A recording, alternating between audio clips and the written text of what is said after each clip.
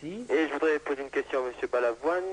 Que pense-t-il du racisme en France et du trop-plein, pour moi, de maghrébins qu'il y a en France?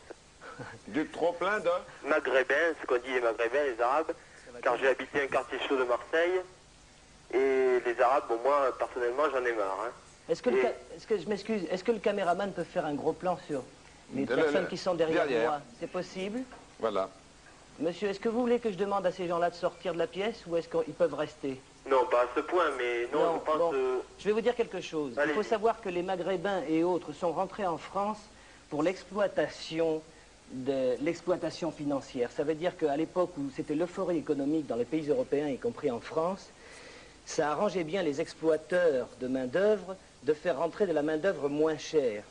Et le chômage qui a lieu aujourd'hui et tous les problèmes qui ont lieu aujourd'hui ne sont pas dus à la présence des Maghrébins ou des Noirs ou des jaunes ou de tout ce que vous voulez en France, mais est dû à des enfoirés qui portent souvent le nom, c'est vrai, de patronat ou de gens d'extrême droite qui ont exploité les races pour les payer moins cher et maintenant voudraient s'en débarrasser alors qu'il est incontestable que ces gens-là qui ont travaillé depuis les années 58, même des fois avant, jusqu'aux années 73-74, c'est-à-dire jusqu'à la crise pétrolière, sont des gens qui ont participé à cette euphorie commerciale, qui ont participé à la réussite de la France parce qu'ils ont travaillé et parce qu'ils ont travaillé à des prix honteux et exploités par des gens. Alors je crois que s'il y a bien des gens qui ont le droit de rester en France, c'est sûrement plus souvent les chômeurs maghrébins qu'une partie des chômeurs français.